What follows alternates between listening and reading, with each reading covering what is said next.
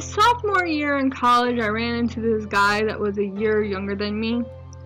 Let's call him Mitch. Mitch and I were acquaintances that ran in the same circle. He was a nice guy, smart and quiet. At parties, he would fold these really cool 3D shapes in the corner instead of interacting with people. He would always just watch everyone.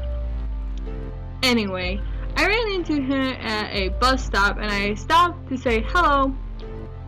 We had an awkward chat about our majors, and I asked if he had any contact with a mutual friend that went into the army. He said yes, and I said, great, could you pass him my number? He opened his wallet and pulled out a piece of paper, the only thing in there. It had my name, university address, and phone number. I came home pretty late one night, and my roommate's bedroom door was shut, and I assumed she was sleeping already, but I saw something out of the corner of my eye in the kitchen. I said her name, but she didn't answer. I didn't think anything of it, so I walked into my room, and before I turned the lights on, something whispered, I'm still here. I turned on the lights in my room, but nothing was there. So I turned on every light in my house and knocked on my roommate's door and eventually opened it, but she wasn't there. So I left her light on too and slept with all the lights on. When she came back the next morning, I asked her if she was messing with me, and she started crying and said she left because something in the house messed with her and she had to get out. We, me and my wife and my 3-year-old son, are sitting in the food court at Costco's. There's another family with a 4 to 5-year-old girl sitting behind us. My son looked at me and says, do you see that girl over there? I'm going to teach her a lesson. So I am taken aback for a second. Then I think he must intend to teach her numbers or something normal you teach people. So I ask what he is going to teach her. He responds, I'm going to teach her how to drown. When I was 17 and worked in retail as a cashier, I had a very old couple come through my line buying a wok. The husband, who was at least 85, started making conversation with me about the wok and asked if I like Chinese food. Yeah, I like Chinese. Do you want to go out with me to get some Chinese?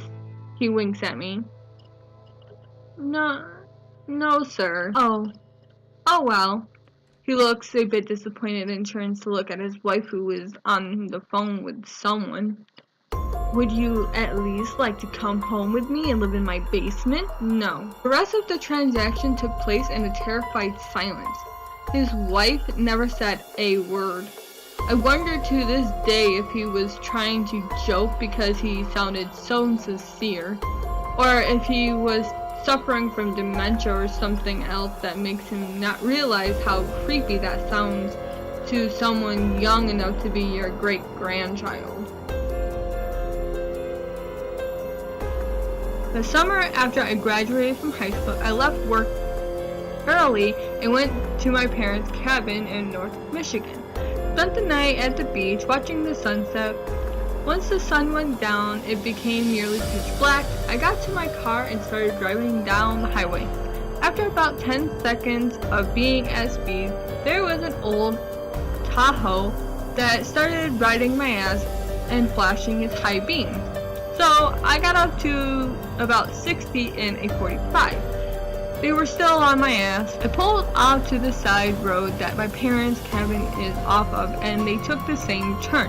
I thought this seemed weird because there's only about 30 to 40 houses on the road. So I went all the way to the end, which is usually a dead end but leads to a maintenance area for the golf course nearby. The truck was still following me at this point. I was freaking out because if I pulled into the house, they would know where we lived and they were still following close behind. I took a ton of random turns and the truck kept following every single turn for about 15 minutes. I finally had a chance to make a turn with a traffic going through the intersection that gave me a few seconds of a head start. I pulled down a side street, went up 100 yards, turned off all my lights, and waited. The truck slowly drove by where I was and kept going. I then booked it home, pulled the car around the sideway from the main road, and ran inside and closed every curtain. For an 18-year-old, I was scared as hell that night. New Year's Day 1995. I was in the middle of third year university and a bunch of friends had come down to visit me and a roommate for the festivities. We were all pretty hungover with drinking the night before and went out for the usual post-greasy breakfast hungover stroll around the neighborhood. Two of these friends were twin brothers. One of them we hung out with all the time. The others we just met for the first time. He was pretty normal the night before, joining in the fun, but on this day, we were all hanging around a local basketball court, shooting hoops with an old basketball we found in the grass. And this twin brother kept following me around all over the place with the creepiest grin I'd ever seen in my life, staring straight into the nether regions of my soul the whole time. I back away and joined the group again, and he'd keep following me around. When we were walking back to the apartment, it was just me and him walking down the sidewalk behind the group. And he moved in front of me, stared at me with the creepy look again, and fell down to his knees as if to worship me or something. I didn't know what to do. Hey buddy, you alright? We're heading back now, right? And so on. He wouldn't say anything. He'd just be there on his knees, looking up at me with a clenched face and squishy eyes as if he were looking directly into the sun or something. Later that day, my roommate said he was tripping balls, so I thought nothing of it and moved on with my life. A few weeks later, we got a phone call from the twin brother we usually hung out with, and it turned out that this other twin brother went over to his aunt's place with a knife and stabbed her 14 times. She didn't die, but you know, still pretty bad. He had even called the police before going because he knew he was going to do it, but he couldn't stop himself from doing it because, you know, the voices and so on. This was a case that was widely covered in the media as this was a relatively small community where this sort of thing doesn't happen on a regular basis. I was reading one of the articles, and one of the testimonies was that this twin brother was severely and was hearing voices in his head. He believed to his very bones that his aunt was the devil and that he had been commanded by God to go and kill her. So who was this God that told him to kill her?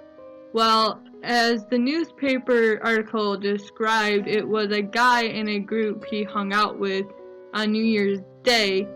Didn't take me long to realize that he was talking about me. This was 22 years ago. I know for a fact it was a mental illness, but just knowing that I had somehow commanded him to kill his aunt stayed with me to this day.